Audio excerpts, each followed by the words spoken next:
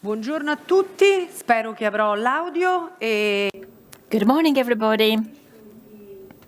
mixed languages will be in Italian and English. And so I wish to first to say thank you to everybody. I'd like to say a special greeting from ENG, Italian Exhibition Group. I'm speaking this morning on behalf of Marco Carniello, the Director of Fashion and Jewellery Division, of course, of ENG and Vicenza Oro.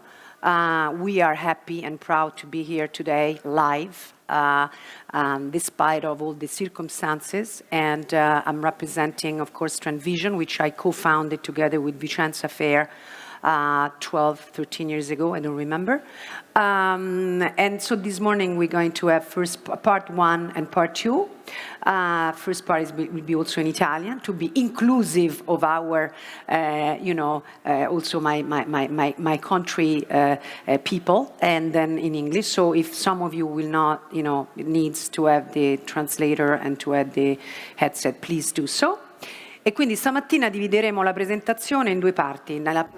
So we will divide our presentation in 2 parts today. In Italian, because we're in Italy and it is only right to speak the local language to be inclusive of our culture, and then of course in English as well, since we're all very happy to have an international platform. This morning we will talk of circularity, circular economy, circular design, and we will introduce the concept of design thinking. I would like to stress the fact that Trendvision focuses on culture, or better said, cultures and training, and it is an independent IEG spin-off. By independent, we mean to say that we are independent in terms of our organization. We are just humble students in CIPJO, RJC. They're both doing an extraordinary work in this field. Trendvision focuses on a different level, and today we're organizing a workshop, an educational session supporting companies, students, professionals to better understand the concept of sustainability.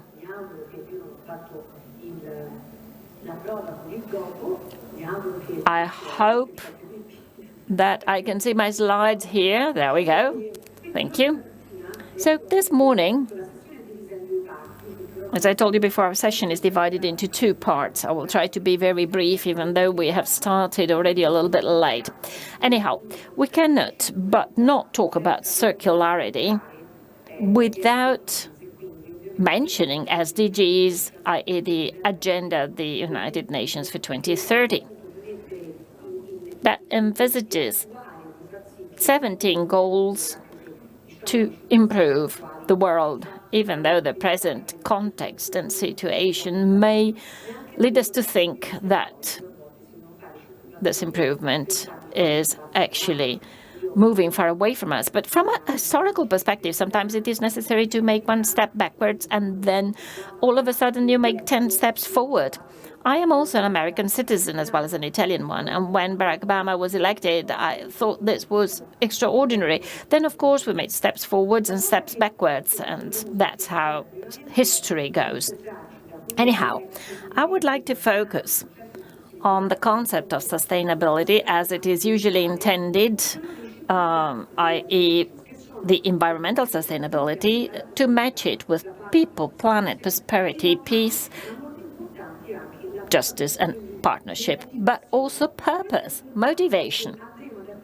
This is very important because together with high-level professionals, we are going to see the opportunities of circular economy and sustainability, which is not just the environment, but also the environment, to see how a designer or a manufacturer and all of us in our daily life can develop a sustainable mentality and attitude that does not only refer to the environment, but to many other topics.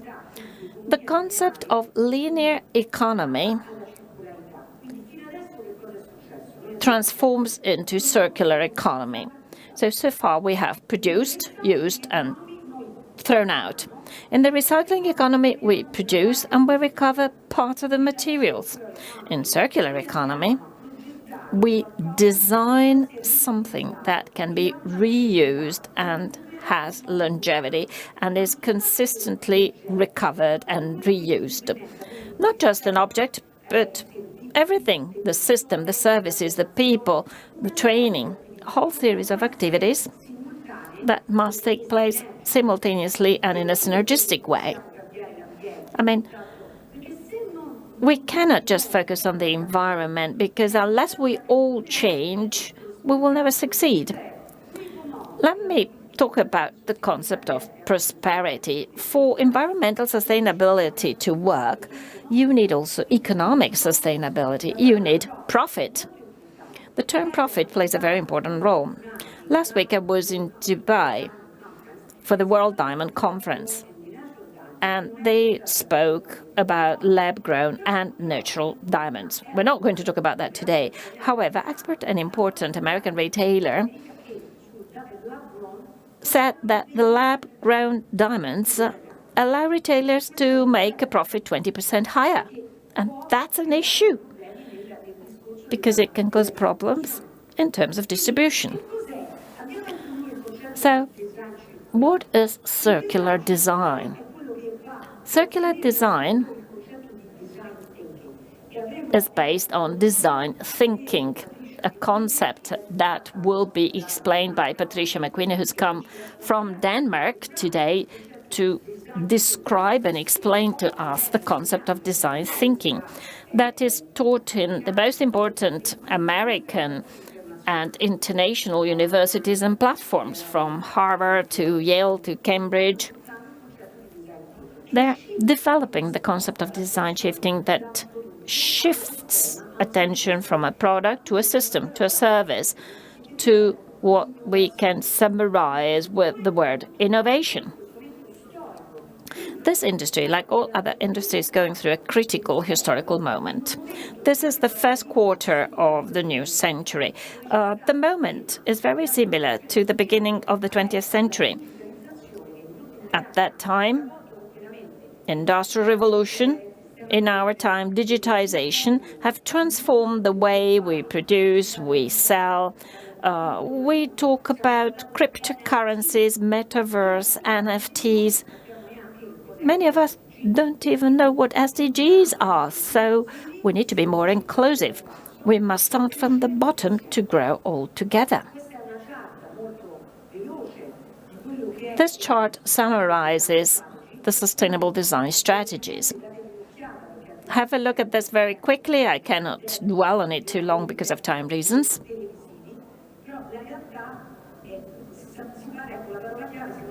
The key word here is strategies, sustainable design strategies. Less time, but a better use, a strategic use of time. That's design thinking. It's like playing chess with the business, playing chess with design, with a product. How can we reduce the time without reducing quality? How can we be more efficient to obtain results? How can we have more spare time to think and therefore produce more effectively from every viewpoint? So let's change the way we design. We design everything, not just a product, but a system and a service. Let's now quickly go through the product themes. Trendvision is the product. But people tend to ask me, what is trendy? Stud earrings, chandelier earrings, yellow gold, white gold. Well, I cannot give you this kind of answer. I mean, forecasting is something different. Forecasting focuses on the final consumer. Who is our customer? In which geographic area? In which segment? For which product? Which category? These are the questions, and then maybe we find an answer. I mean, it is not a one-fits-all strategy. We have macro categories that can be identified, but it is the mood, the environment that plays a fundamental role. If the users, the customers, if the audience is imbued in some historical moments, like the ones we have all shared, like the pandemic. I mean, we're all different, but we're all identical in front of COVID. And for the first time in the world, we have experienced this kind of event in such a short period of time. This has united us all, and it has made us understand what an impact we all have one on the other. How a conflict in Europe can have a huge effect in China. Unfortunately, when there are large economies with significant political and economic vested interests, problems become bigger and bigger. There have always been wars, but when the economy is not so significant, people don't talk about that word so much. Here you can see the macro concepts of connections, biophilia, utopia, and nostalgia, reflecting the values of the 5 pillars of SDGs. Connections. It is not by chance that we have chosen connections. I mean, we want to be together. We have emotions. We are related one to the other in economic terms, because of the virus, because of the internet. We live in parallel worlds. We are here today, and they've actually told me not to move around too much, otherwise the video recording won't be good. But that's how I am. You know, I'm spontaneous, and I'm here live. And all what happens on Instagram is more impactful, especially on Generation Z and Alpha, the very young ones. Go and see their videos. They're the dirty ones, not the polished ones. They're the real ones, the lived ones, even though perhaps they have been actually conceived to be that way. So connections, links, chains. This is the new core, the essential that you can wear on a daily basis. Gender fluidity. What is gender fluidity? It should not be confused with unisex.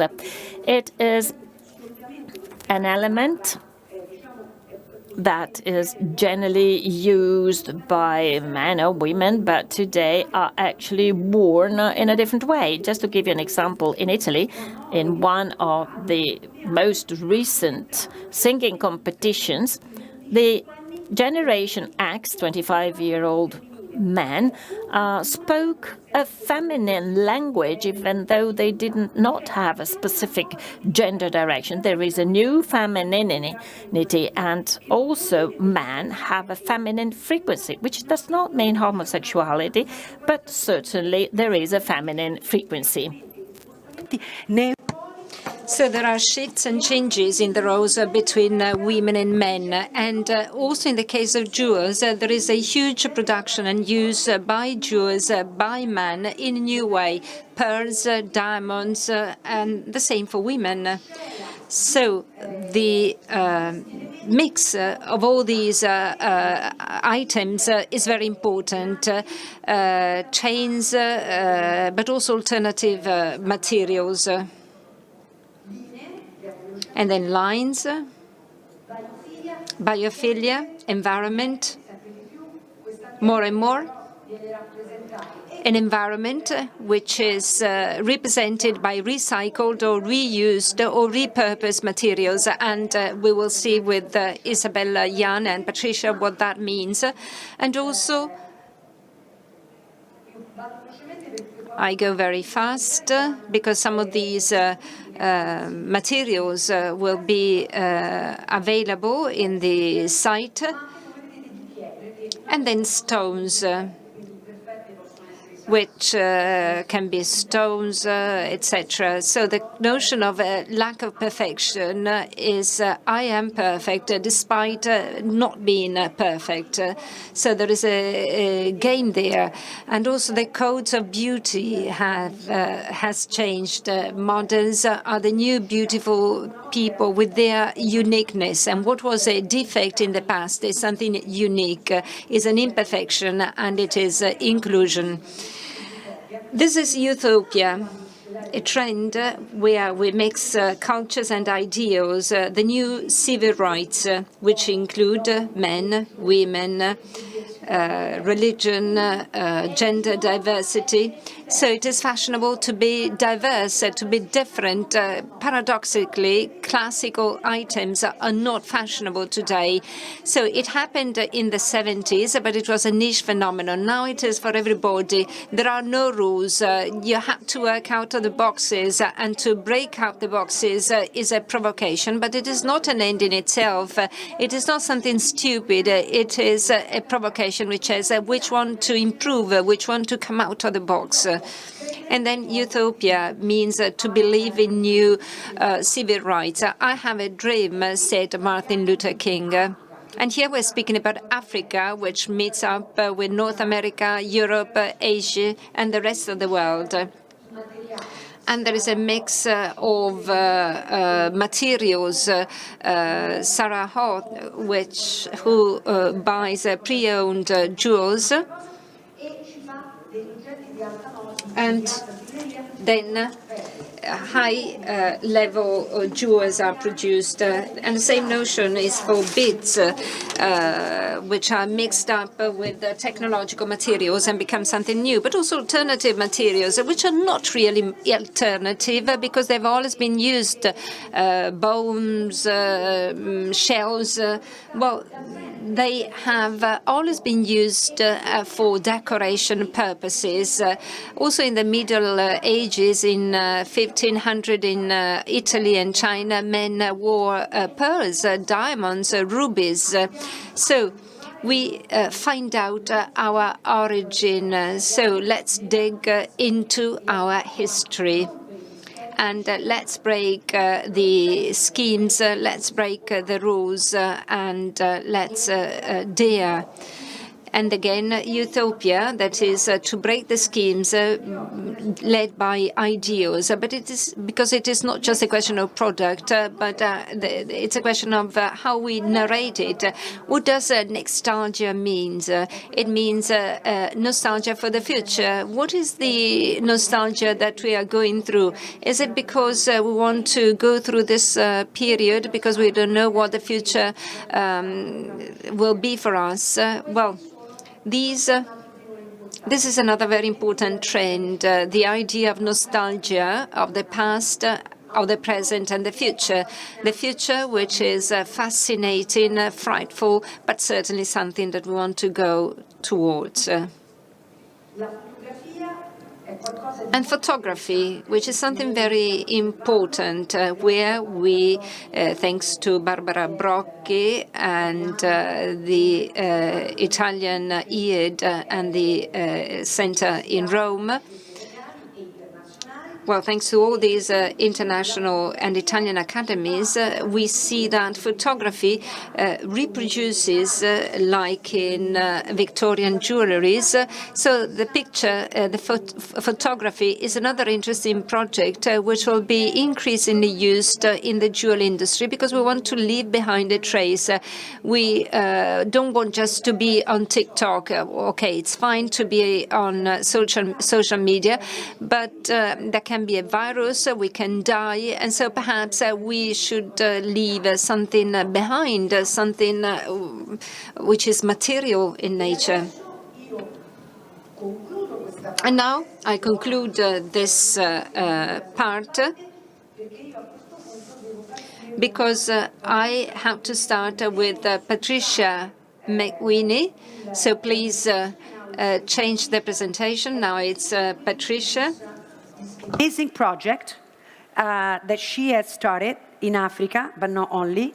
And she's going to introduce her project and also what is the design thinking application. So we are waiting for the document to switch. Now, very important, please write notes.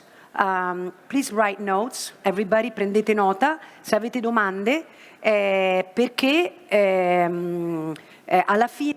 So if you have any questions, after the second part, we will have an open discussion where we can communicate. Patricia, you can start. Tell us about, design thinking and what you're doing. Well, I'm making jewelry, first of all, but one of the methodologies that I integrate in my jewelry design is design thinking. Apart from making jewelry, I also have a little workshop in Zambia where we cut and polish Zambian gemstones.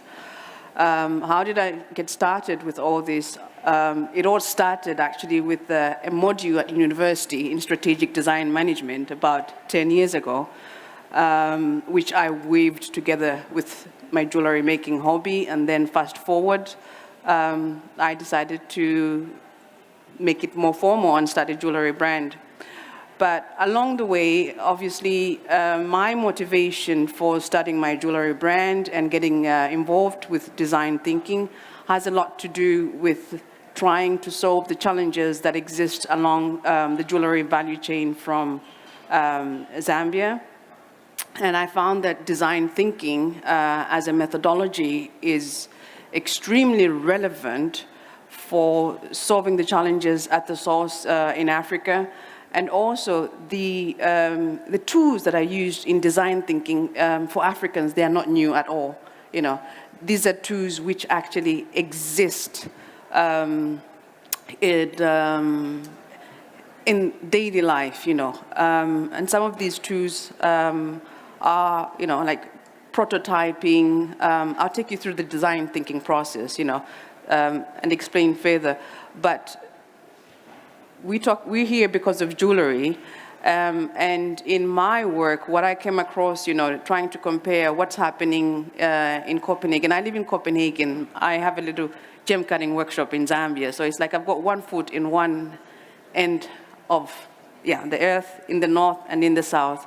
And through my work, I'm somehow trying to facilitate design skills transfer, you know, so that we can learn from each other, and in the same token, so that we can speed up development in extractive communities in Zambia.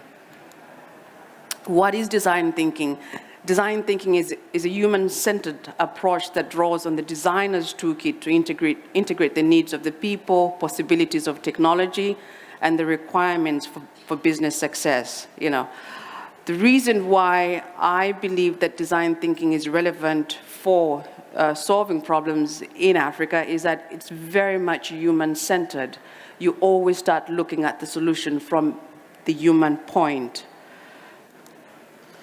In order to do this, I devised, because I can't do it alone, to be quite honest, you know. The jewelry value chain is made up of many different stakeholders. So at the source in Zambia, I've got several challenges. And one of them has to do with information and education. There's not enough training that goes into training jewelers, for example, despite the fact that, you know, jewelry making, jewelry adornment is part and parcel of African heritage. Like, I'm wearing these beads, you know, they're made from seeds. I've had them for about 35 years, you know. This is my definition of circularity. That's pretty circular to me. Yeah. And I'm wearing these ebony bangles. Yeah. Had them about 30 years. Ebano. Semi ed ebano, yes. That's circularity for me. And all this is made in Zambia. So for me, the skills which are needed to develop the jewelry manufacturing industry are there, but what is missing is the design thinking mindset. And why design thinking? It's because it's very, you know, it's very focused, it's organized, and in any organization or any production place, you need to organize, you need to have processes in place to move things fast along the supply chain or along and connect people along the value chain. So I came up with an educational program that I call Design Thinking for Extractive Communities.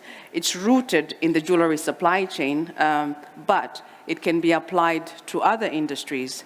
And what is made up of, you know, there are a couple of modules. It's design tools and methodologies, business entrepreneurship, which is very relevant, creatives all over the world, sometimes we tend to focus more on the creative part and not so much on the money-making part. In my book, sustainability without profitability is futile. You have to be sustainable, but you also need to make money. Industry skills identification and development is important to look at, what skills are needed in the industry, in the jewelry industry in Africa. As it is right now, you can say, well, in Zambia, I started a gem cutting workshop because in my hometown there's a gem cutting school and there's lots of unemployed gem cutters. But what is lacking there is actually goldsmiths. So we need to have we need to train some goldsmiths very close to the gem cutting school so that we can have a little value chain, developing there, The other module is focused on United Nations guiding principles on business and human rights. And why? Well, I believe that all CSR policies should be rooted in the United Nations guiding principles on business and human rights. That has a lot to do with the fact that human rights do not expire. Human rights are mandatory. CSR policies, on the other hand, are voluntary. It's up to a company to decide whether they're going to implement CSR policies. So, as I mentioned, design thinking can be applied for extractive communities, can be applied in different industries, from mining, agriculture, fisheries, forest management, and service design in the public sector. What is the design thinking process? Basically, there are three main stages. Inspiration, which is basically, human-centered, where there's obviously, like for me, what is my inspiration? It's human-centered. It's rooted in the community. I want to see jobs created for gem cutters in Zambia. I want to see the jewelry industry develop in Zambia. I want to be able to manufacture my jewelry in Zambia. So that is my human-centered approach, to working with the design thinking in the jewelry industry. You have the next stage, which is basically ideation. Well, how do we get there? Well, we have to brainstorm. We have to, we have to create prototypes. We have to test our methodologies, our solutions. Do they work or they don't work, And from there, you get started on the way of innovation and then create a proof of concept. The third stage is implementation, the storytelling, the piloting the solutions, in this case, in the jewelry industry, coming up with relevant business models which are applicable to the solutions that have been suggested. In Zambia, for example, it's like, everyone has got a cell phone, but e-commerce has not caught on, So that is actually a business opportunity because there is quite a number. Everyone is on Facebook. That's the other thing. Everyone is on Facebook. But no one is selling on Facebook. So there's a massive opportunity actually for African jewelry designers based on the continent to connect with their consumers via Facebook, even to sell via Facebook. So the local banks as well, they have to get involved in this process, because how do you get the money? You don't just list the product on Facebook, You put it up for sale, but you also need to get the money. So all these are challenges, but there are also opportunities that can be solved with design thinking in extractive communities. Sustainability means also economy. You need to sustain yourself in order to keep doing it. You cannot be sustainable if you're not making any money. I know that for sure. Important point. Important point to I am not interested in, it's like, it's not a charity. I'm trying to run a business here. So I need money in order to be sustainable, and I need customers. So yeah. There's no sustainability without profitability. So why does design thinking work when developing sustainable value chains with socio-economic impact? It's very practical, basically. It's based on the needs of the community. It's human-centered. It considered all aspects of the project and the stakeholders, and it's more than theory. Oftentimes, when it comes to Africa, there's lots of research which has been done. I think there's mountains of research. There's loads of development projects which have been conducted, but a lot of them have failed because they do not take into the needs of the community. What does the community need? You know. But most important of all, design thinking fosters a collaborative environment where you get people working together, and in that way, you know, what comes out of that? You're able to innovate faster, you know. And because people from different disciplines have to sit at the table in discussing the challenges, what it does then, it also breaks down the silos. One of the challenges that I have seen, for example, in Zambia, despite the fact that Zambia is a mining, it's a mining country, and I believe that all the skills that are needed to develop a sustainable jewelry value chain are there, but everyone operates in a silo. You know, you've got the small-scale miners on their own, the large-scale mines looking down on the small-scale miners and saying, hey, you know, you guys are doing it wrong, you guys are illegal, you know. You've got the gem cutters on their own, you've got the goldsmiths on their own, the logistics companies as well, who are supposed to move things faster, you know, between the regions and, you know, out of the country. They also have their own, you know, issues to deal with. The biggest silo is the government, you know. But working with a design thinking mindset, that can help actually de-silo the value chain so that everyone can come on the table and work together. No one can do it on their own. People have to work together and collaborate. So, yeah, as I mentioned, a good example of circularity in African jewelry, I took this picture actually, it's these bangles, you know. And one of the reasons I bought them 30 years ago, my mom's tribe used to wear ebony in the old days, you know. It was part of the culture. And as a kid, you know, my mom had these bangles, and whenever she was doing stuff in the house, you could hear she was home because all you heard was this click, click, click, you know, when she's cooking, or if you're doing something wrong, you're about to take a cookie out of the cookie jar, you just hear this coming, you run, you know. But this is, for me, yeah, a good... It's home. It's home, and it's a good example of circularity, you know. And I don't believe we have a word for circularity in my languages, you know. I speak about 4 or 5 Zambian languages, so just so you know. And within the fashion context, the fashion industry, the textile industry in Africa has collapsed, you know, due to the fact that there's a large amount of second-hand clothes that are dumped on the African continent. And it's actually become, it's cheaper to buy second-hand clothes than to buy a new garment. But having said that, in Zambia, there is an artist named Danny Chiesu. He's basically a textile designer. What he does is he transfers his designs, his art on African fabric, you know. And there are several, particularly, you know, like the churches are big in Africa. So it's the churches and the politicians, you know, his designs are worn by women or men wearing these garments.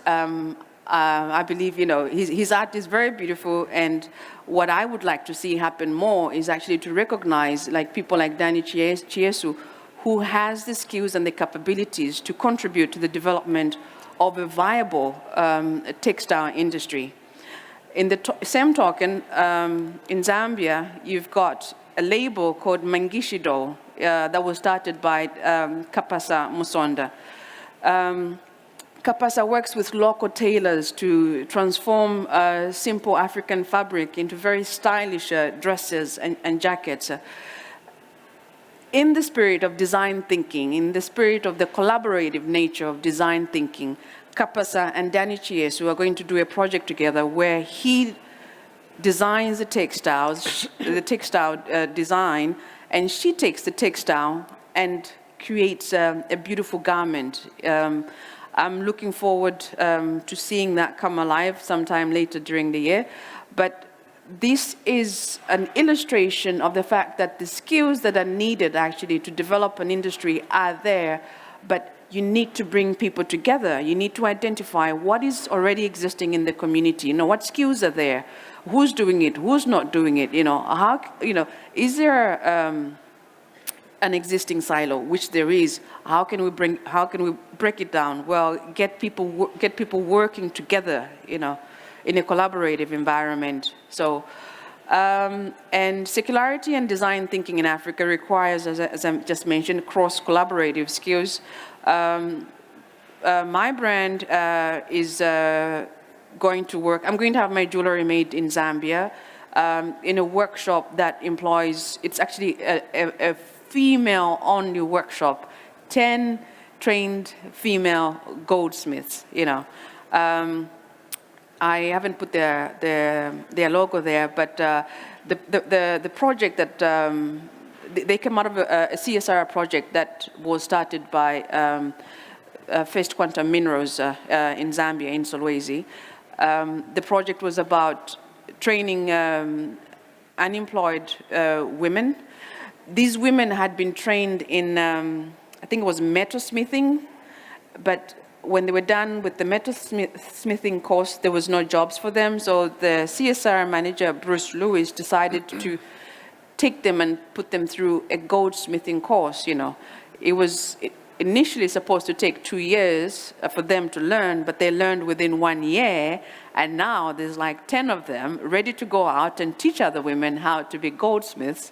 And I've been working on a new jewelry collection, which was supposed to be made in Denmark. It will partially be made in Denmark, but it will also be, the women in Zambia will also be involved, you know. So for me, what that means is that I have a whole value chain that starts in Zambia, that starts with the mine, with the goldsmiths, with the gem cutters, and skilled designers in Denmark.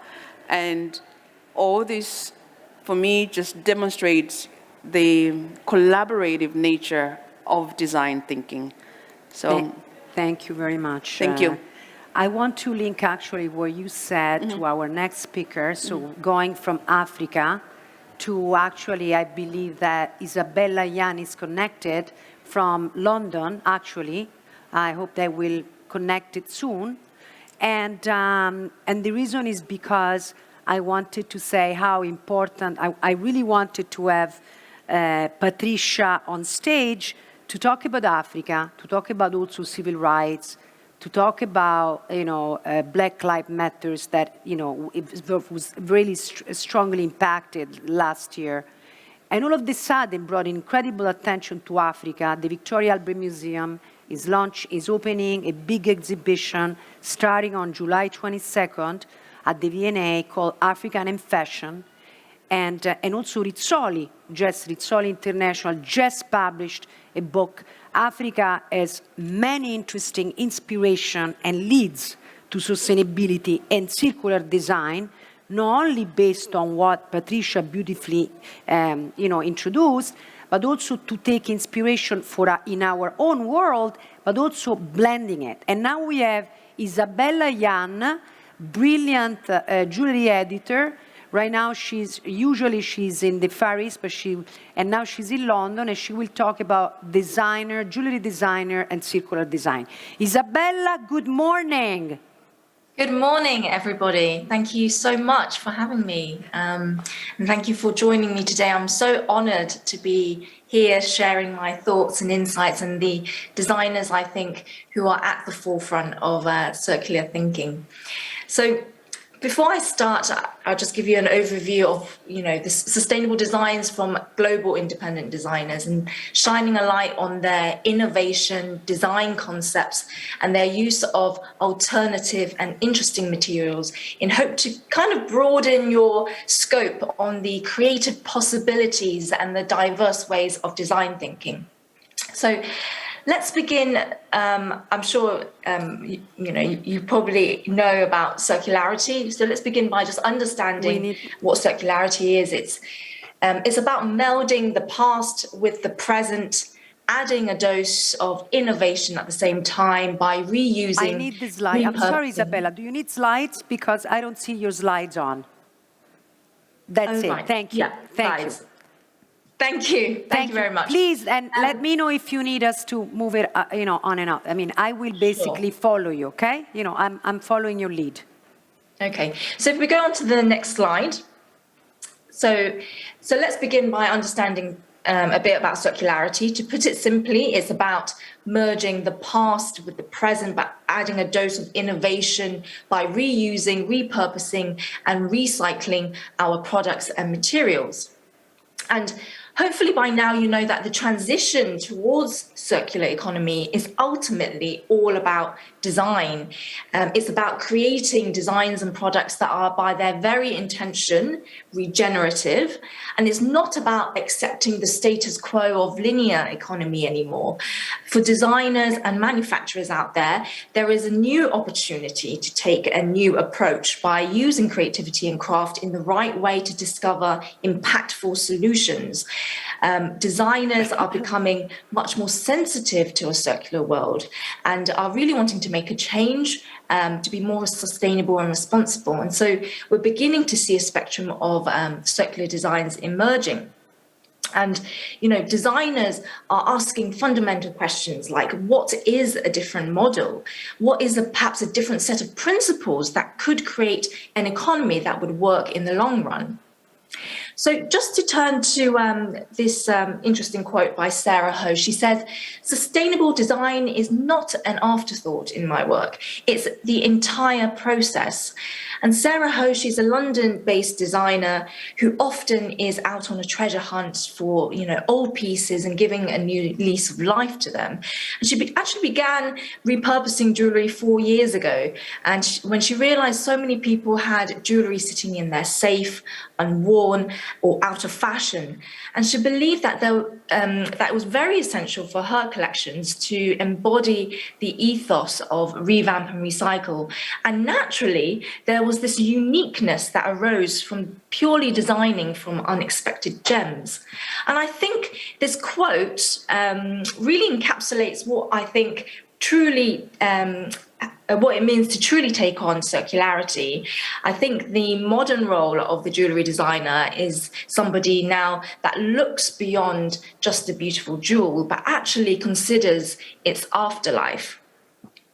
So if we go on to the next slide on alternative materials, this commitment towards sustainability has led to, of course, new and established circular designs, blended models, and a vast experimentation of materials like ceramics, wood, titanium, porcelain, and found objects, cameos to paper. And here we've got a designer called Liana Patis. She's a Cypriot Greek designer. Her latest work often focuses on turning unwanted, damaged items into pieces of jewellery. And like the Japanese art of kintsugi, she rejoins broken pottery pieces back together with gold chains, making them purposeful and desirable again. And if we move on to the next slide, we have another London-based designer called Tessa Packard, and who creates one-of-the-kind pieces merging both high and low materials, incorporating precious and much more affordable elements. Here, she uses verdigris brass, which is quite a supremely light material, combining it with 18-karat gold and precious gems. And by reusing discarded components, she cleverly adapts them for another function, which is to evoke a collection theme of an imaginary secret garden, which I thought was quite interesting. And on your right, she uses natural materials. Like shells immersed in resin. And it's this combination of natural and synthetic materials that's producing a rather interesting visual clash. And here we're seeing that the hierarchy of materials are slowly being dismantled, reflecting a much wider value shift in consumer taste. So on to Reinvented Heirlooms. As you'll find out later with Donatella's presentation, upcycling heirlooms, vintage and pre-owned jewels is also one way to ensure sustainability. Combining the old, the new, the past with the present, jewelers here are incorporating repurposed and antique elements to create everlasting collectibles for the future. Grain Morton on your left and Sylvie Corbelin both seek beauty in charm and charm in found objects and small trinkets, and combining them with gemstones. And seemingly non-precious items like the remnants of shells and coins and buttons actually conjure up rather alluring, imaginative designs that enriches their storytelling, which is of course now much more desirable to consumers who are seeking a piece with more meaning. And on to the next slide, the antique revival is also happening very much in Asia. I don't know if, and giving rise to an eclectic aesthetic with hybridized gemstones and antiques. And this rather beautiful Japanese fan necklace is designed by Lotus Art de Vivre, a Thailand-based jewellery house featuring carved lacquer supports, buffalo horn, rose-cut diamonds, and totally revamped with modern chain links, and which really I think takes it to the 21st century. So on to synthetic materials, which I mentioned before, like recycled plastics and resin. Well, recycled plastics may not perhaps be the first material that springs to mind when it comes to fine jewellery. But when you set it with, an array of precious gems, it really makes for fun and sustainable pieces. And if we turn to the next slide, to Tessa Packard's Plastic Fantastic collection, her use of vintage and recycled plastics here is very much intentional. And actually, during the mid-century in America, we saw actually a boom in plastic production.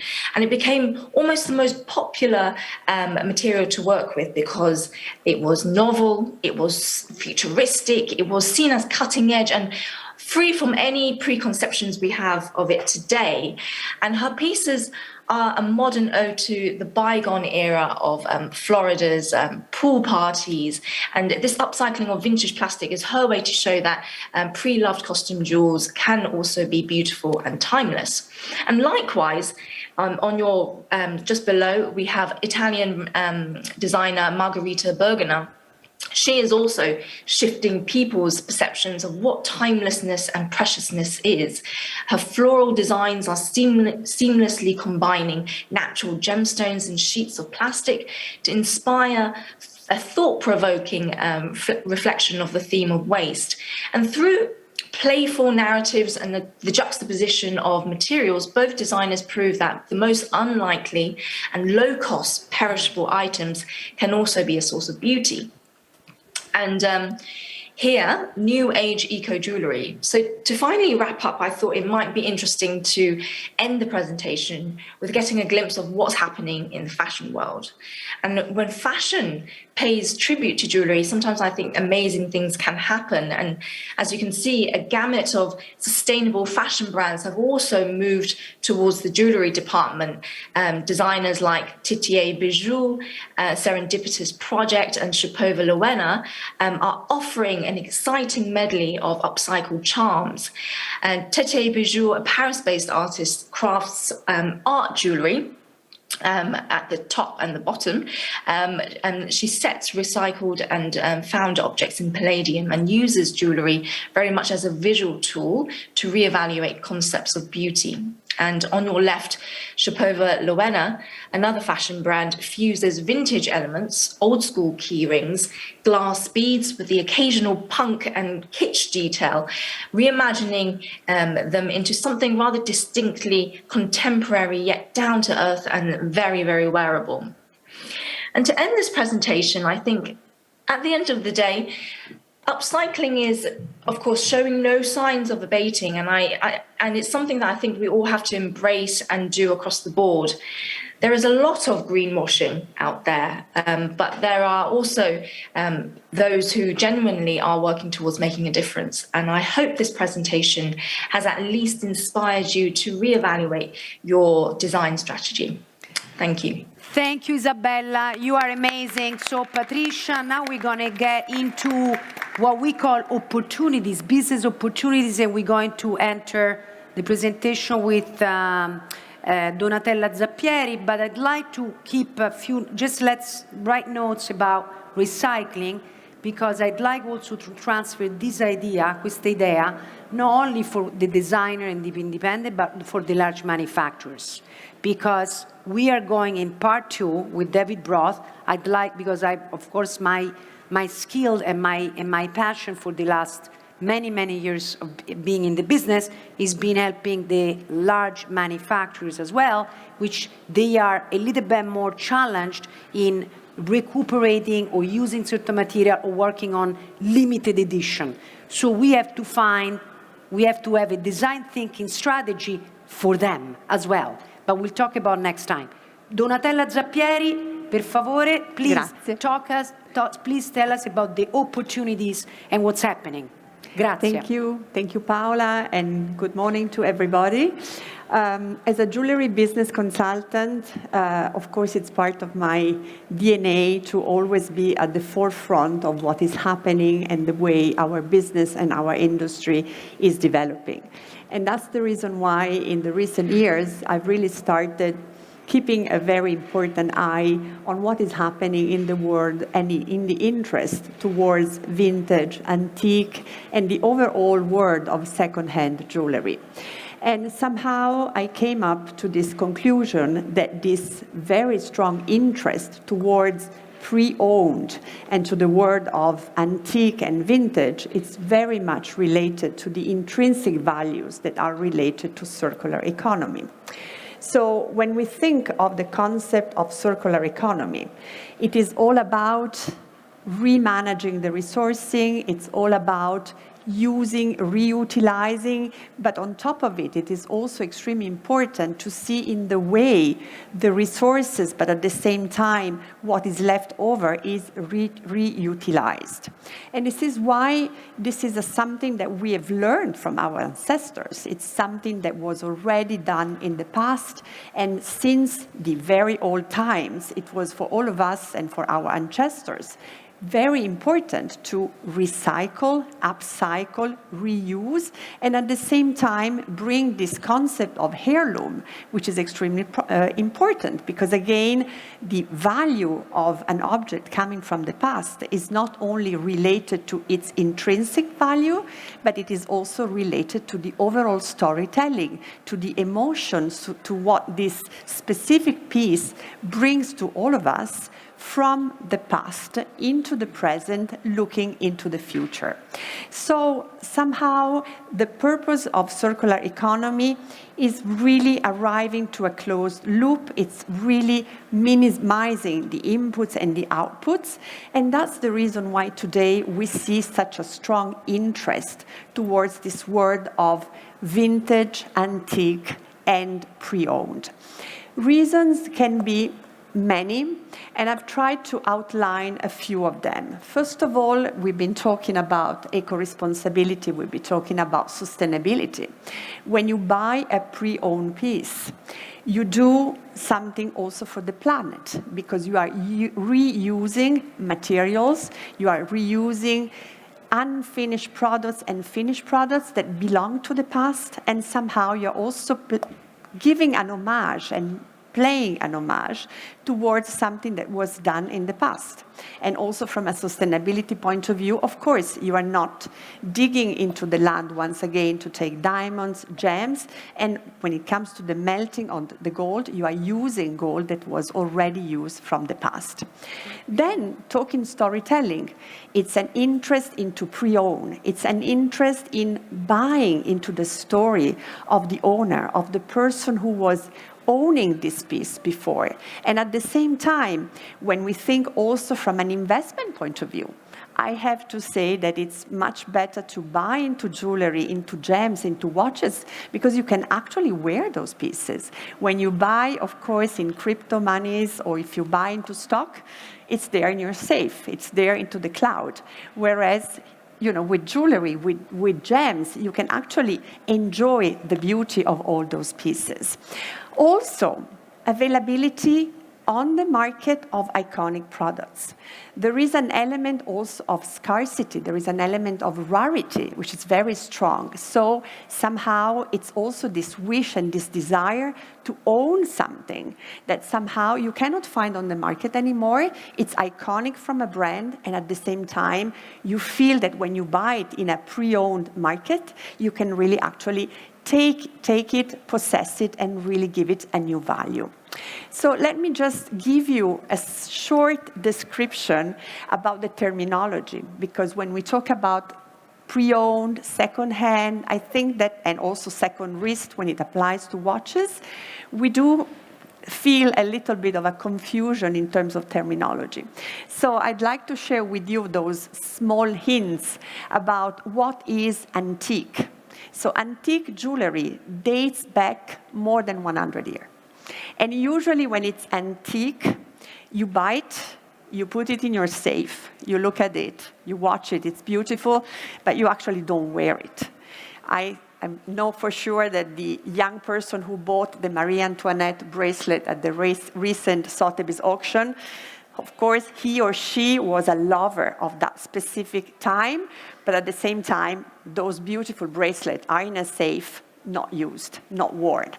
Whereas with vintage, we are somehow in the world of 100 years ago, and usually 50 years ago. So vintage jewelry is something that you love to wear. It's something that you don't feel also so like in danger when you wear it, and also from a technicality, from a quality point of view, you know, these are pieces that you can actually wear. And then again, Paola, earlier on, you were talking about this idea of being different. Wearing vintage jewelry, it's also a way to be different, to have a piece of jewelry that no one else has. And you are also, once again, into this overall storytelling related to the past, to what the past, the history, is bringing back to our present and to our future. And then the overall, let's say, embracing word of second-hand, pre-owned. And this can also refer to pieces which are 10 years ago, old, pieces that somehow belong to brands, and pieces that somehow you don't find into stores anymore, and you can actually buy through either platforms or through merchants or dealers and sellers. So somehow antique and vintage jewelry are really one of the potential solutions in an overall context of a circular economy. Because once again, as we were mentioning, they don't ask the usage of new gems, of new metals, but at the same time, they are there also for a matter of repurposing. And later on, I will also show you a few examples of very interesting business cases that are kind of happening and developing in these years. And this is going to be also very interesting for us to add some more thoughts in this overall conversation that we're having together today. And for me, you know, once again, thank you, Paola. It's extremely enriching to be also listening to you, to Patricia, to Isabella. It's enriching also, you know, the overall concept and the overall idea that we have about this overall industry. So what we also have to observe is that the consumer mindset is changing. Earlier on, Paola, you were talking about the new consumers. I mean, pandemic has created a revolution in terms of consumers and clients. Somehow, there is, of course, a stronger interest in sustainability, but at the same time, there is a switch and a change into the persona the luxury, the jewelry industry, the watch industry is facing. Somehow we are talking about changing mindset, we are talking about new ways to wear jewelry, watches, and this is really extremely interesting to watch and to observe. At the same time, there is also an element, of course, of profitability. It's true that big brands now are playing with this scarcity of products, of collection. They play with the delivery somehow of certain iconic items, and this is of course also enhancing the growth and the interest towards the pre-owned, second-hand or second wrist. Millennials, Generation Z, they are more and more interested in vintage. Why? Because you have this strong storytelling. Earlier on, you were talking about nostalgia. I mean, in this world, universe of everything that goes so quickly, I don't want to say that somehow we've been forgetting the element of culture, the solidity of our roots, whereas nowadays, we have this strong interest and will to dig down into history, to understand the heritage of the brands, and also go back to study. Because I have to say that when I spend some time in watching and observing vintage and antique pieces, I also learn a lot from technology, technicality, because those jewelry designers and model makers in those years, they don't have the same opportunities from a technology point of view that we have today. They were pioneers. They were pioneers in inventing, finding tricks. Imagine that in certain years, they were setting stones with candle lights. And that's why they were using silver to set the stones, because of the, let's say, the light that was coming out from this metal compared to the yellow gold. So that's amazing, and this is really where millennials, the new generation, are very interested, and they really want to buy into this storytelling. And then the online shift. In the business practice that I will show you in a minute, everything goes digital. I mean, few days ago, to find nice vintage pieces, you had to either go to the flea markets or you had to know a few dealers. Nowadays, this is also becoming extremely open. You have different platforms. Certified. Certified, absolutely. Certified. And we also get into that. Reese is a very important platform, fashion platform. They also sell jewelry and fashion jewelry. They certify the brands. Absolutely. And then if you think that Kering just bought 5% of Vestiaire Collectif. So there is also, from a business perspective point of view, a very interesting shift towards that. And at the same time, you really have this strong interest into getting to know much better this universe that has been unknown to many of us, myself, first one, for years. So again, you know, it's a market which is really also becoming more approachable. You have much more interest into the understanding of the story which is related to the specific piece. And also, I think there is also this element of education. You have, whenever you look at all those websites talking about vintage, antique, you also have a lot of workshops, a lot of webinars. I remember during the lockdown, Christie's, Sotheby's, they were organizing very interesting workshops and seminars to give us the knowledge and the understanding about the different eras, the different moments, and also the understanding of what it all means. So when we look at a few figures, just also to get a pulse of this industry, it is extremely interesting to see that from the Bain & Company latest report is that the second-hand luxury market has reached 33 billion euro in 2021, so last year, and 21 billion coming from watches and jewelry. So this shows that also from an economical point of view, there is an interest, there is an increase into that. And then the growth from 2017 to last year, 75%. They are huge numbers. And again, you know, Business of Fashion, State of Fashion that was presented together with McKinsey last year shows that once again, the overall market, the segment is expected to grow by 25 to 32 billion. So it's an element that we need to consider. So we need to somehow place it in the right context, but it's again also from an economical profitability point of view, something that we need to watch. And as you were saying, you know, sustainability also means profitability. Must. A must. So just a few highlights. I mean, I think also, as Paola was mentioning, our role here today is also to share with you, information, point of views. Let's have a look about Sotheby's numbers last year. During pandemic, the digital online sales at Sotheby's and Christie's, they were just booming. And I'm not just talking about the huge auctions, magnificent jewels and so on. I'm talking about kind of everyday buying. So people got extremely interested into this world. And if you look at the figures that we were able to obtain from Sotheby's, 444.5 million US in 21, increasing once again. Phillips Watch, that's an auction house based in Geneva. Annual auction total of over US 209.3 million again. Extremely important numbers then. It's showing that everything that we are sharing today, it's really moving towards a very solid consolidation of this overall industry. So just a few highlights on what is happening. I'd like to quote Farber. Farber is a merchant, it's a dealer in antique and vintage jewelry based in Geneva.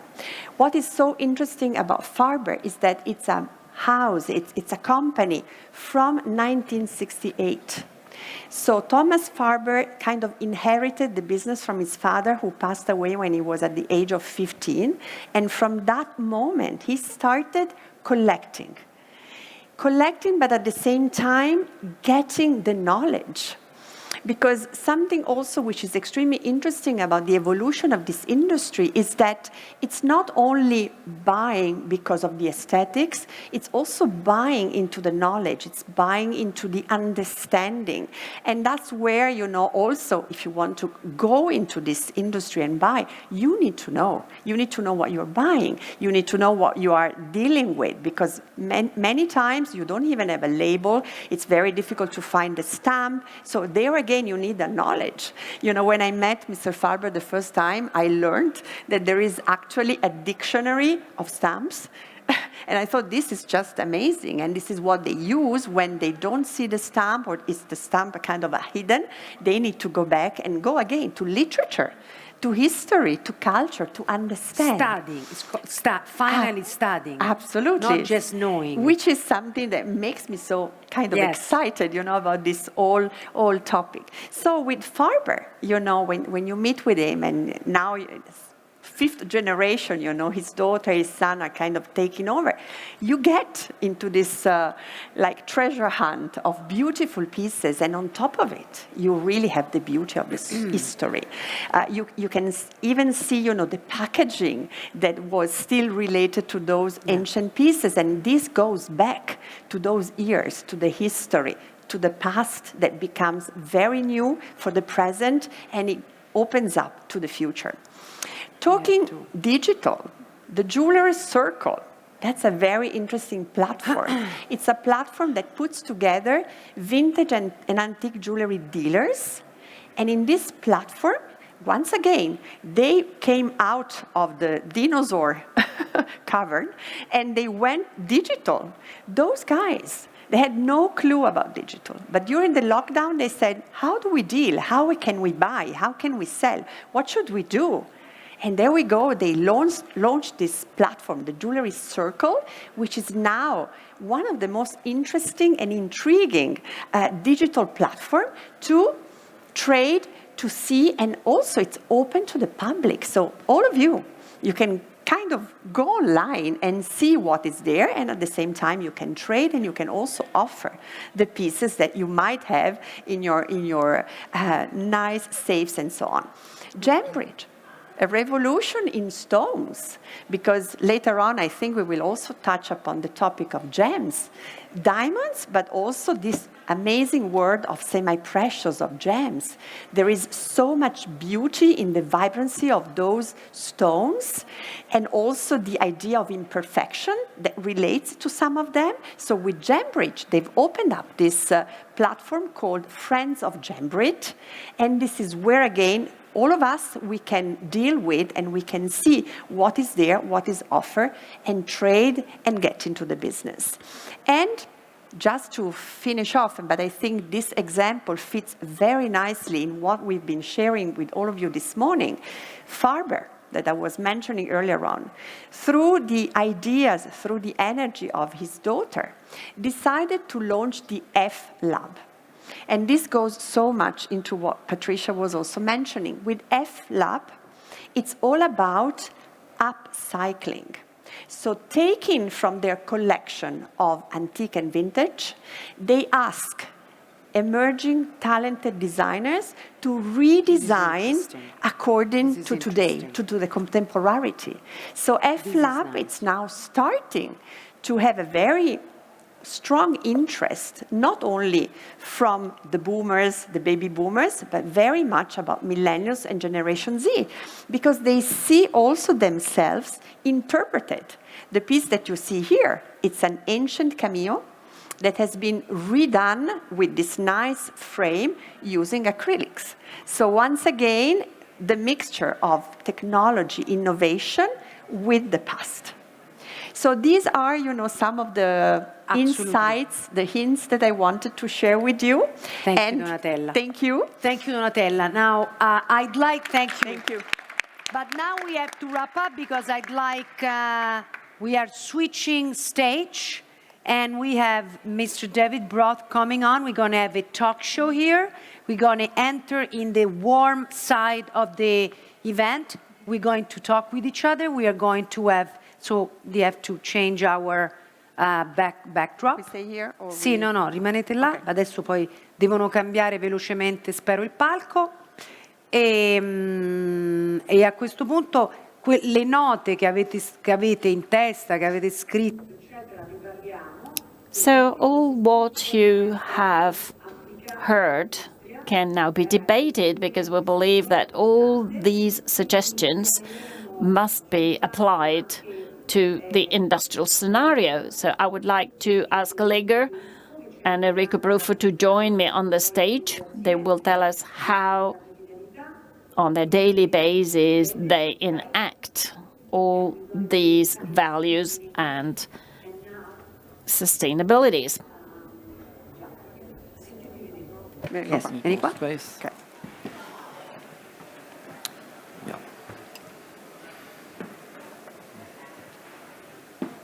Enrico qua, per favore, grazie. E il dottor Balboni qua, per favore, grazie. Thank you. Yes. Thank you, David. That's, you are on. Hello, everybody. Really delighted to be here, and I hope we're going to have a really fabulous discussion going forward. Firstly, I'd like to introduce our two additional speakers, starting with Enrico Perufo, who is the CEO of Fratelli Bovu in Trissino, near Vicenza, a goldsmith and jeweler, and he will be talking a little bit now about the project of it is Perufo Jewels. Yeah. Yes. So, Enrico, just tell us a little bit about Perufo Jewels and your project and focus at the moment. Oh, yeah. Thank you, David. We launched Perufo Jewelry brand like 6 years ago, and it can be considered like a contemporary brand. Contemporary in terms of design, in terms of values, in terms of technology and techniques. Value because our main driver is the influences. Our design takes inspiration from art, from fashion, from architecture. There's a lot of research behind our items. And, you know, it seems easy to say and to make it, but, you know, you must be very, you know, consistent. And that's why we launched one of our projects is P-Art, and is a project that talk about arts. Is include all the collaboration. I mean, a lot of collaboration that we've done with the universe. I mean, international and Italian artists and performers and designers. For example, also if you have a look to our journal, Perufo Journal, you can see many interviews of those artists and of the photographer, and they speak about their own project and also their view about jewelry, about you know, jewelry industry. So. That's That's very important. Consistency is very important for us. If we talk about values, I think our brand, is quite close to the environment, quite close to the people. Someone told me that, Perufo is embody very well. Is a good example of genderless style, genderless mood, and it probably is. But what I always say is that this is not our goal. This is part of our brand DNA, and so when we are designing our jewelry, we don't think about this. It's just a consequence. So this is our, our view. And if you talk about technology, I think that we can do something that only a few years ago it was not possible. If you think about 3D printing, if you think about laser, if you think about CNC technology, we can make something very amazing in terms of shape, in terms of thickness, in terms of weight of the items. For example, we've been one of the first companies that start testing the metal direct casting. Someone called it SLM, which is selective laser melting. So we start producing jewelry, printing the jewelry starting from the gold powder, atomized gold powder. And this is a very, so small process because it let you avoid all the other process in terms of casting, in terms of, wax injection. So the technology can help us, it can support us to be, very careful about the environment. Okay. Thank you very much, Enrique. So we'll explore that a little bit later. Thanks so much. I'd like next to introduce Corso Balboni, who is the General Manager of Legor, Metals Technology and Recycling Company. Before we speak with Corso, we're going to show a video of Legor. So let's watch that video now.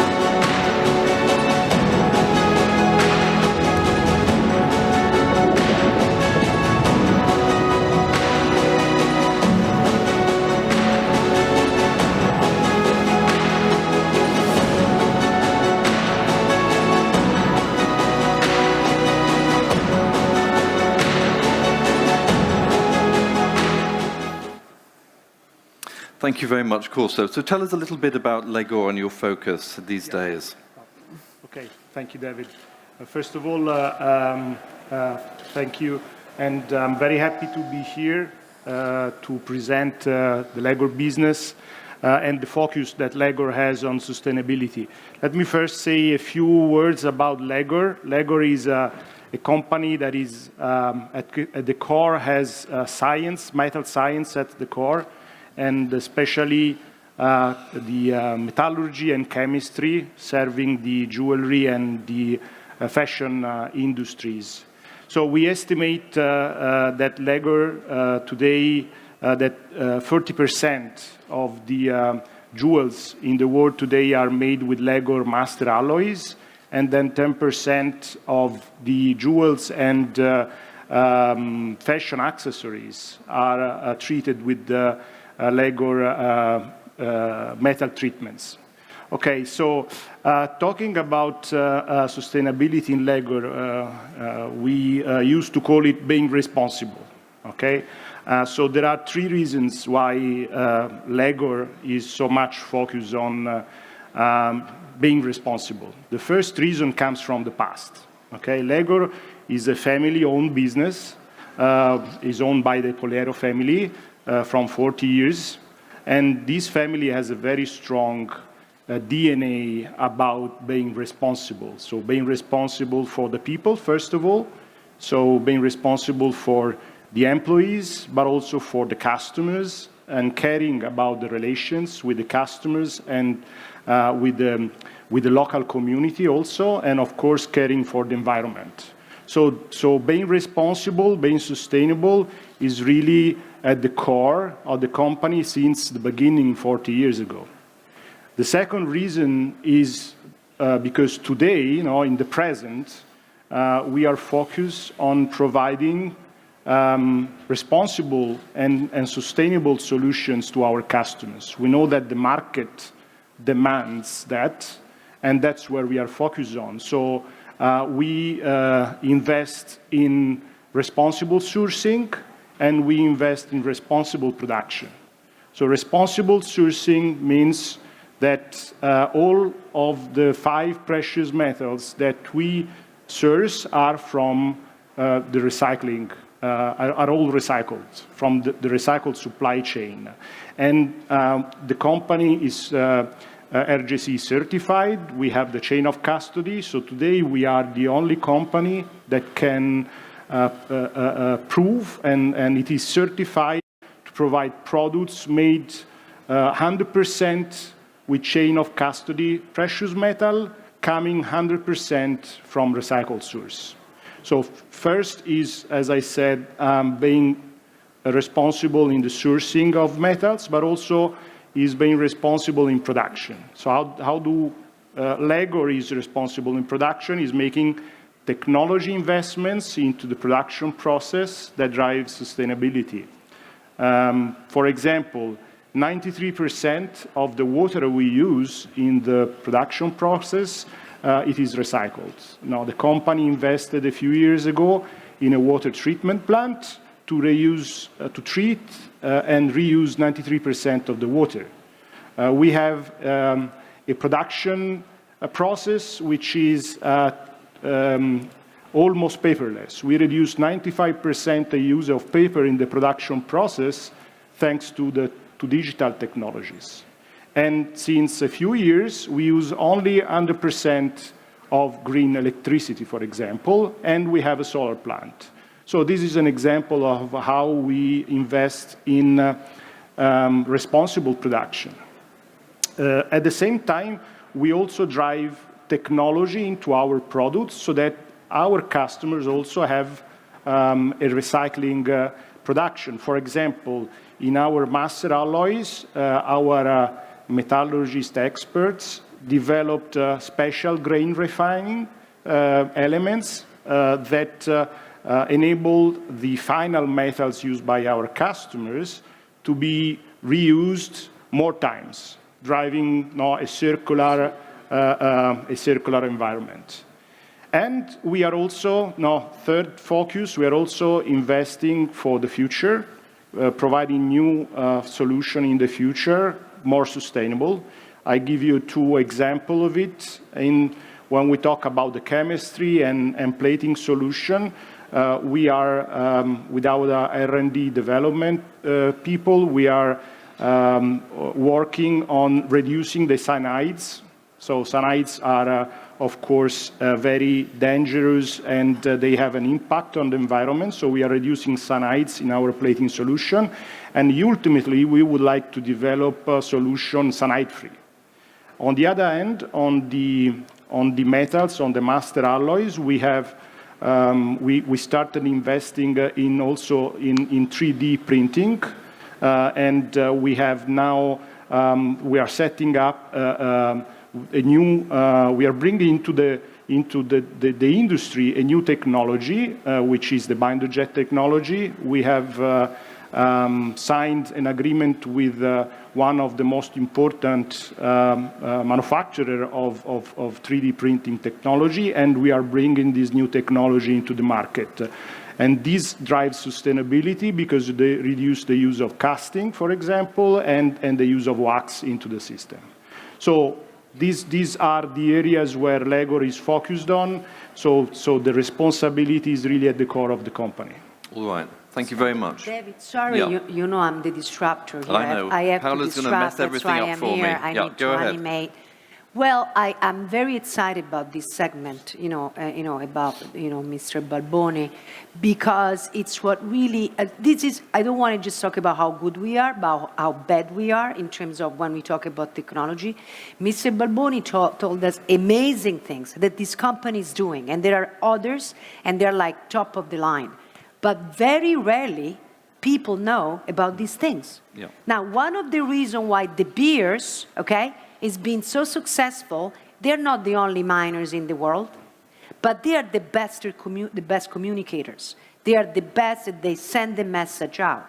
So thank you to Mr. Balboni for doing this amazing, beautiful video, but understanding and communicating and the word educating the industry about what's happening behind and all the processes, I think is important. That's the point. Yeah. Because if we don't do this, we don't share and people don't improve.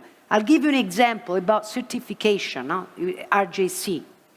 But how many consumers know what the certification means? That's the question. I don't have an answer. That's not my place. My place here is to start creating questions. It's like, I hear companies say, well, we're certified. Well, we are certified. I know companies certified. But with whom? Is it the certification correct? I mean, what they're doing among even Enrico, which Enrico only mentioned a few things, because from outside I see other things that are very interesting about Peruffo, about being online, communicating with Gen Z, having a new type of design. It's very interesting.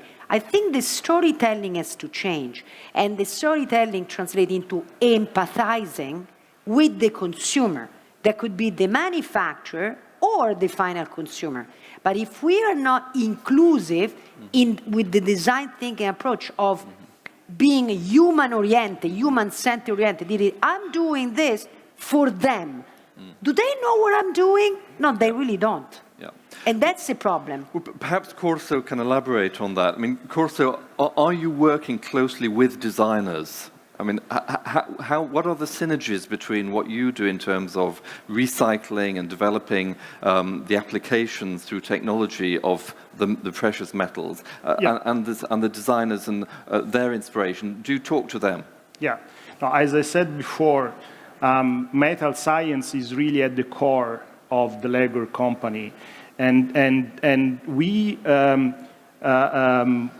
put this competence available to our customers. Okay, so we have a lot of collaborations with designers and with our customers to develop new solutions. For example, when we talk about nickel-free, LEGO has patents for the use of rhodium in the alloys, so that the release of nickel is very much reduced, and that, of course, is good for the allergy, for example. But there are also other examples where we develop a specific solution for our customer to make their products better in terms of responsibility and sustainability. We also developed a new kind of silver, for example, to reduce oxidation and reduce the use of metal surface treatments, which, of course, is again driving more sustainability. Very good. Enrico, would you like to elaborate on that? Let me say that what Paolo is saying is true. We have to do more for communicate, for give the message to our consumer and our customer. But we are certified RJC, for example, but probably nobody from the consumer know what about RJC. But I also think that consumer today is really, really well informed I mean, they check everything. They know exactly what you are, what's your brand, about your product, you know. And if you are different, you know, from what you are showing, or if you are different from what your storytelling is saying, they are find it out immediately. So I think now our consumer is much more, you know, informed and educated. Of course, Yes. it's true that we have to do more. But we I have don't to take it for granted. You're a very good communicator. I watch you online. I see you online what you're doing, and you have a very specific target, and you are innovating, and the fact that you are like really working digital is interesting. But the T-Gold world, the technology world gold, until now, they really didn't empathize with the industry. So it's very silo, like, you know, Patricia was saying, tech gold, diamond people, gemstone people, and there is a limitation. And that's why we are trying to do this. It's a journey. It doesn't happen right away. It's a journey, and that's what we're here for. I'd like to talk next a little bit about the prices of raw materials in jewellery making, because if this panel discussion had been thought through a month ago, the organisers could not possibly have anticipated the world in which we are now living. We have war, an illegal war in Ukraine, and we're still living through the pandemic. Both of those factors are having an impact upon prices of the raw materials used in the making of jewellery. And that also is going to impact upon design because the impact of inflation is so great. So firstly, if I could just ask Enrico, in terms of, say, the very strong gold price now, how do you factor that into your designs? And in the type of gold or the purity of gold that you use, if you can give me some sort of guidance on that. Actually, we are selling, when we launched the brand, we start immediately with the 18-karat gold collection, but also with 9-karat gold collection, because our main focus is design. What we want to sell is making some really, really nice design and affordable. But everyday use. Gold is not far off record prices. It's expensive. So how do you respond to that? That's why we are, you know, we're pushing more on 90-karat collection, 9-karat gold collection. That's what we are doing. You know, yeah, I think it's, I mean, for us is good balance. And Corso, Palladium recently hit a record high. Is Palladium finished as a jewellery metal? Palladium in the past few weeks really had some very challenging behavior in the market, but still, and in the past few days, the price went down. Palladium is definitely an important metal, and as you saw from the video before, we source only palladium from 100% recycling. But is it finished as a jewellery metal now because of the prices are so high? I mean, it's much more expensive than gold. We still see requests for palladium in the market. So why? I think because there are some aspects of the palladium quality that are still required into the market. But I think that the fact that Legor is so much into the science of metal allows the company to provide solution that adapts to the evolution of the market. So if you think for now, talking about prices, if you think about the price of platinum, for example, today the price of platinum is almost half of the price of gold. So there are many opportunities for platinum today in the market. And we offer solution both on the say on the master alloys and on the plating, based on platinum, which provides a very similar end result, for example, to rhodium, which is very expensive market. And if I may say a word about Paola. I love your Florentine accent in English. Thank you. Can you believe I can get your Florentine accent in English. I like it. Thank you. No, about communication, okay?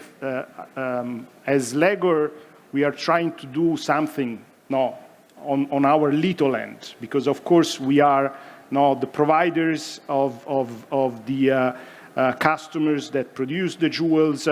But for example, last year we decided to perform a qualitative focus group involving the brands, just to understand how much the brands are aware of the fact that recycled precious metals, it's not a dream, it's a reality. And we were surprised enough to discover that, in fact, there is not such an awareness into the brands, right? So we have decided to invest into that, and today we have a person in our marketing organization which is focused only on communicating, not trying to establish the communication channels to the brand to explain that, in fact, recycled precious metals are there, are certified, and there are recycling sources. It's great. You're doing a great job. But marketing departments have to be developed. There is no point. I mean, storytelling, communication, design thinking with a marketing vision is a must. Yeah, Sorry, I think David. it would be beneficial perhaps if Platinum Guild would expand their marketing into Europe, because it's very much focused on Asia at the moment, and there is a lot of potential demand in Europe alone for platinum jewellery. But I'd like to move on, if I may, to diamonds and coloured gemstones, and again in the context of the harsh realities in which we are living now. The United States has banned the import of Russian diamonds. There are great concerns about whether or not Russian mined diamonds should or should not perhaps be seen as being conflict diamonds, because the main miner in Russia is state-backed, and any revenue received by the state can be used potentially to finance warfare.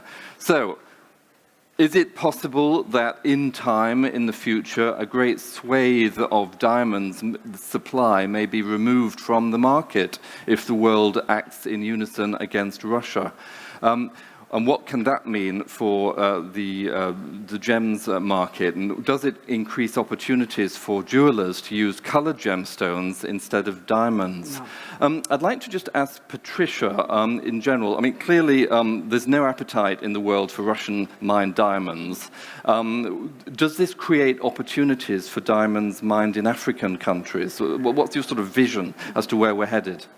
I think it certainly creates opportunities for diamonds mined in Africa. But even more so, it creates an opportunity to include artisanal small-scale diamond miners in the diamond supply chain. If you look at Zambia, for example, where I'm from, Zambia is landlocked and is surrounded by, I believe, 7 neighbors, and most of them are diamond-producing countries. We've got Angola in the west, DRC in the north, Tanzania northeast. In the south, you've got Zimbabwe and Botswana. All these are large-scale diamond-producing countries. What about Sierra Leone? Plus Sierra Leone in West Africa. So it creates an opportunity to actually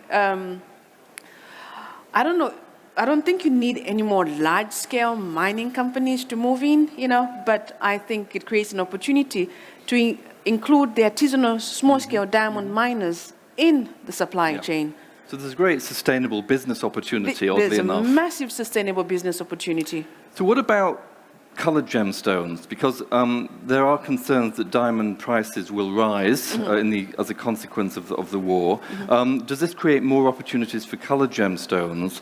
And also, in terms of your experience in Zambia, I mean, beyond the big 3, rubies, emeralds, and sapphires, do you think there are market opportunities for other types of gemstones which are mined artisanally?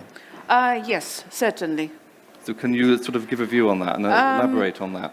I think the same case with the diamonds applies, for Zambia and other African countries. The predominant, gemstones which are mined in, let's say, sub-Saharan Africa, you've got emeralds and rubies, emeralds from Zambia, rubies from Mozambique, sapphires from Tanzania, salvarite from Kenya. Most of these are mined by large-scale miners, but you've also got small-scale miners, So it presents the same opportunity for mining communities to or the jewelry supply chain to include small-scale miners in, and it becomes sustainable in that way, because you're actually, again, de-siloing, bringing in marginalized people into the supply chain. Okay, very good. I think this is a good chance also for us as a manufacturer, David, because a small scale mine, it's very good to communicate to our consumer, to our customer. So it's a chance for that that area, but it's a good chance also for us. Yeah, excellent. So go ahead. Another example, in Zambia, the last couple of years, there's been, you can say, a gold rush. All of a sudden, it's like gold has been discovered in different areas, of the country. And up to now, some large-scale mines have been, in the process of mining copper. A byproduct has been gold. But then you find pockets of gold communities spread out all over the country. So this also presents an opportunity for local jewelers. Now they've got access to gold, which maybe was there before, but now it's like everybody knows, well, there's gold. We do have gold, So there's also possibility now of developing the jewelry industry there, because the raw materials are there. Yeah. So there are great possibilities to create sustainable employment in Africa. Donatella, you mentioned GemBridge, interestingly, in your presentation, which is a digital solution for the trading of gemstones, but also sustainable, because it means that gems aren't moving around the world quite as much. It reduces the carbon footprint. What are your thoughts, your vision, if you like, for the future of coloured gemstone trading sustainably? Do you sense there'll be more digital transactions in coloured gems? Is the technology developing fast enough to present them well online? Well, I think that for many years, there was, again, a lack of education related to colored gemstones. Once again, the market was very much going towards diamonds, thanks also to what Paul was mentioning, the whole communication strategy from De Beers and so on. Nowadays, I think that on one hand, the diamond market is in a kind of a cloud. At the same time, we have the overall world of like synthetic diamonds. So consumers are also a little bit not sure about this kind of investment and interest. And this is where I see the world of gems and colored gems taking a very interesting place. We see it also from a design point of view. I mean, I've never seen so much high jewelry, very high jewelry designed with wonderful gems, being precious, the three main colors, but at the same time, a lot of semi-precious. And then you also see a very interesting play of hybrids. Somehow imperfection becomes also an element of beauty and aesthetics. So going back to your question, I think that there is a very interesting development of this business, of this industry towards color. And I think GemBridge, for instance, has been so good in understanding that now the switch, it's also towards opening up platforms and opening up this opportunity to trade, to share, but also to acquaint knowledge, which is once again something that we, most of the consumers were lacking. I mean, when you stroll through some of the gem fairs, you need to have an expert eye to really understand, and at the same time, you need to be trained. And with GemBridge and many other platforms that are now starting to raise, you feel also this element of security, this element of education, this element of also of sharing the knowledge, which helps us also from an investment point of view, but at the same time from an idea of knowledge and understanding of the overall industry. Okay, thank you. Do we have Isabella still with us? No. Okay. No, not that I know of. Maybe yes, maybe not. Maybe yes, maybe not. But if she is on, it would be great to have her online. Maybe se c'è Isabella, fatecela vedere, che la includiamo. Yes, she is. Fantastic. She is. Fantastic. Hi, Isabella. Let's talk to Isabella, but then, if you don't mind, towards the end, I'd like to talk about the industry. Meaning, you see, she's been talking about Zambia. I also want to talk about Italy, of course. And I want to talk about large-scale production. Because when we talk about GemBridge, we talk about a certified stone, a certified, we have here factories, okay? We need to make companies sustainable here and elsewhere, which don't buy one stone, but they need to buy 50, okay? Same in Thailand, same in China. So I'd like also to talk about sustainability there, because otherwise, if we only talk about the designers, it's easier than feed 50 people, 200 people. But we'll wrap up at the end. Okay, sorry. That's fine. Isabella, tell us about the progress of sustainability in jewelry making and design in Asia. I mean, is Asia lacking this part of the world in Europe or not? I mean, or are you making great strides? Hello, everyone. Yes, so when it comes to sustainability, I think most people have this mentality that in Asia, we're always a little bit, a step behind, or it's something that is not always at the forefront of what we do. But actually, I think with the younger generation, there are plenty of Gen Z customers who, are wanting to know and educating themselves about environmentalism and are eager to find sustainable alternatives. They still shop, fast fashion jewelry, but it's this, they're naturally very inquisitive and wanting to know, what sort of alternatives are out there. But I think when it comes to brands marketing to Asia and particularly to China, I think they have to not fall in that trap of having this general marketing brief of Western sort of way of looking at sustainability, but actually trying to relate it to that local context instead. Thank you very much. Paola, Italy. Well, yes, to me, talking about the Italian manufacturing and, of course, large manufacturing is about how can we make everybody sensitive and, about sustainability. And like we were saying, we are often, the reason why we're doing this kind of platform is to really making everybody aware, ed ascoltare, that we don't just talk about, the niche designer, somewhere. Okay? It's like, I think it's interesting that Enrico was talking about, we're doing 9-karat gold. Now it's becoming interesting because, listen, it's affordable, it's people, they are communicating digitally, is innovation, is a large-scale production, is gender fluidity. Because it's easy to be chic and sustainable with one-of-a-kind piece, okay?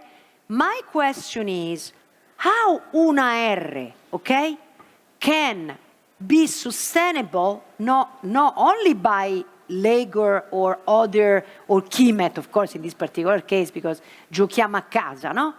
But it's about how can we, a company, reuse, repurpose their stock? Because I have people here on this floor, and everywhere it's like, okay, I'm doing selling out, but there is no, I'm doing sell out, but there is no sell-in, or vice versa. So is my goods coming back from the retailer, or they're selling it? And when they come back, what do I do with this? Yes, there is an opportunity. There is pre-owned. Maybe pre-owned could be interesting. But what is the loss on the labor when you are like melting the metal? Mr. Balboni. So maybe repurposing the stock and redesigning using the same components, dismantling is the solution. Maybe. So the point is, we have to think about innovation, and we have to start empathizing, not just with our own world, but opening to the opportunities. Because like we said, right now, it's easier to say, well, there are 5 designers that they are doing this. But yes, sustainability includes people and prosperity. And people need jobs in Italy, in Asia, in Africa, and everywhere. And the problem is also the education part, that there are no artisans and people that teaches the younger generation. So even in Italy, we have a loss of artisans. We do. Because in the past, there was jealousy. When you are a master jeweler, they would not teach the others because they would be afraid to lose their jobs. Next thing you know-how, it's lost. Yeah. So this is the point is we have to, design thinking is about not just helping people, you know, in Africa or only in Asia or only, but even everywhere. Everybody needs help. And we have to help each other. That's the point. And interestingly, if you like, the decline of the availability of highly skilled craftspeople around the world coincides with a desire from the consumer for more personalization, more custom-made jewelry, and not just at the high level, but right down the line, you know, into fashion jewelry now. There is more demand for bespoke fashion jewelry, say in Europe, I know for a fact, having just come from the Homi show. Yeah. Donatella, I'd like to ask you about the vintage and antique market, if I may just go into a bit more detail about it. You very interestingly outlined how well the large auction houses had done in the recent period, selling in this market.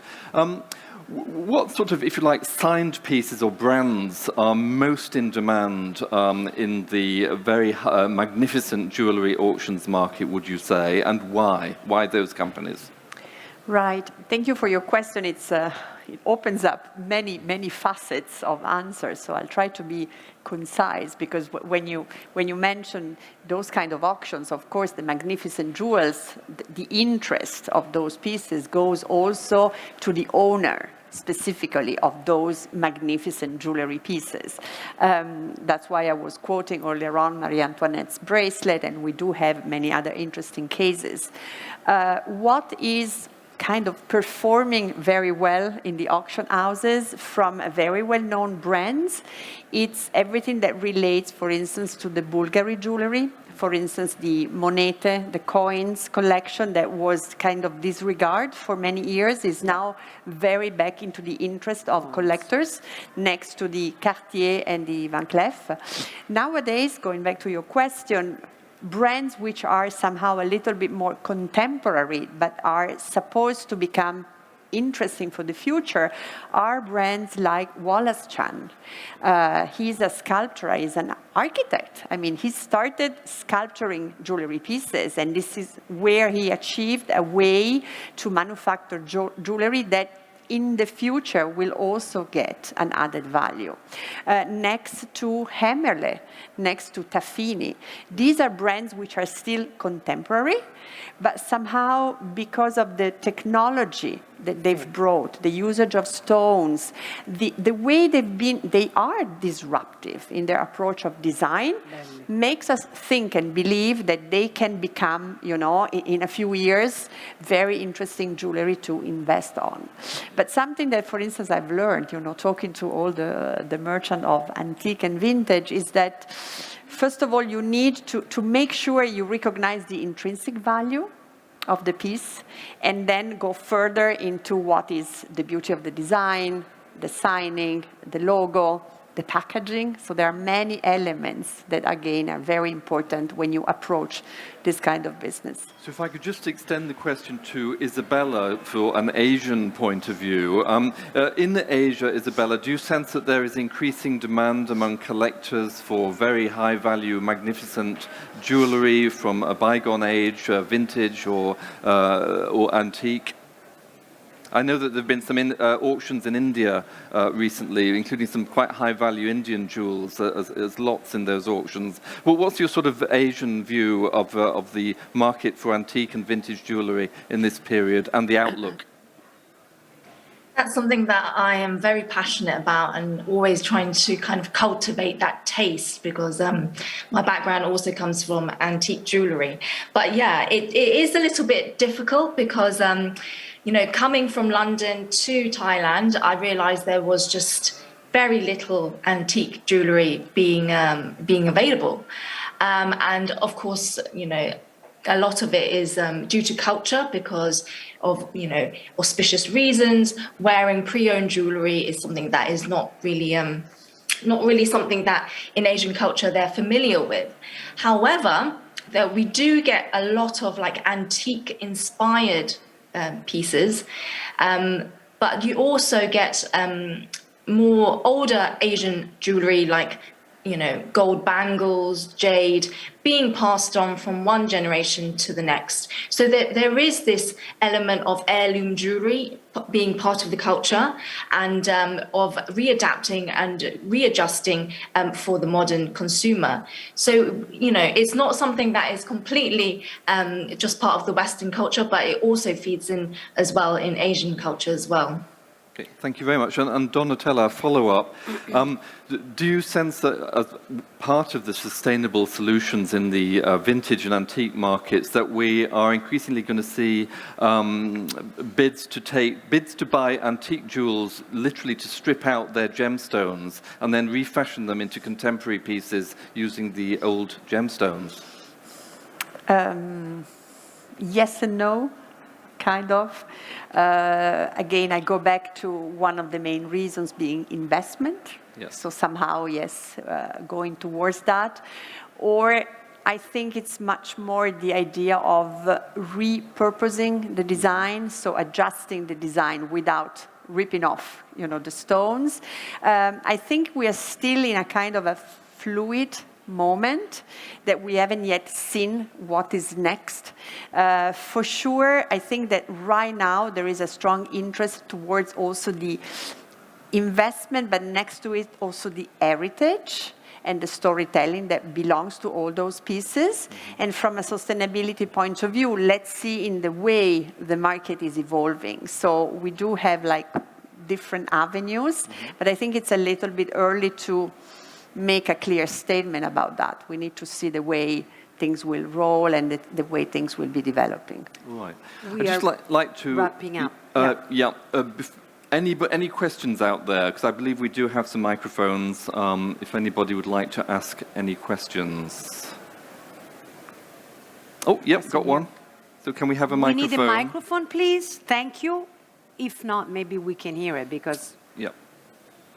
Just ask a question. Yes. My question, first of all, I was inspired by your comments about communicating what we are doing. Thank you. Thank you. Could you identify yourself? That'd be fab if you could. Can you lo accendete per favore? Grazie. Hi, I'm Elle Hill. I'm from Hill & Co. Business Management Consulting, and we're launching growth experts in jewelry, gemstones, and diamonds. Fantastic. And I was Thank you for being here. Thank you for having me, or just doing what you guys did today. I was very inspired by your passionate description of how communication is everything. There's so much good that is going on, and what you're doing right now, and what you're displaying to the people who are here and watching online. But the comment about the marketing and the video that you did and all the work, I am very passionate about the fact that B2B businesses are leaving mountains of education and money. Sustainability must be profitable on the table because they don't understand that B2B business decision makers are people too. So the question is for you. And there's clearly been a lot of thought and fabulous production put into the video and a lot of the work that you guys are doing with science as the core. What forward-thinking 60 to 80% of those B2B decision-making groups are looking and discovering you online? How are you reaching them? What is the new marketing strategy? Because the combinations are nearly endless, and digital marketing and NFTs and the metaverse. How are you looking to market on the B2B level? That's a very, very interesting question. Again, we try to do something on our little end because still we are manufacturer of say alloys and plating solutions, but we have I would say a communication responsibility. No? So we are exploring different ways for communication.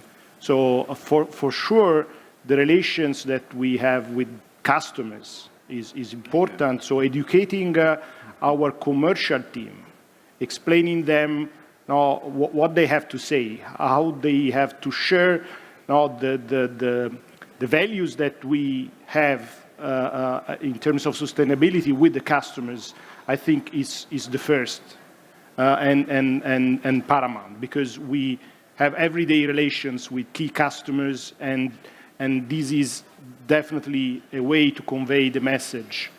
So this is an area where we invest. And also, now, as you see from the video, we are also trying also to communicate in other ways. So digital communication, we are developing a website to explain what does it mean to have 100% recycled metals. And we are launching LinkedIn, for example, ads, which are very effective. We have this person working on the relations with brands. So we are exploring different channels to do that. And we were also thinking about gaming, for example, because gaming is today a very important platform for communication. So we are thinking about also developing some gaming about the recycled metals and sustainability in the process. Right. So on that point, I think we should wrap up. Yeah. So thank you so much for coming along today. I hope you found this insightful. And thank you very much for your time, the speakers. Thank you. Grazie a tutti. Thank you very much. You can follow Trendvision Jewelry and Forecasting online. We are going to be sharing this kind of information. Please write us, follow us, and thank you for being here. Ciao ancora.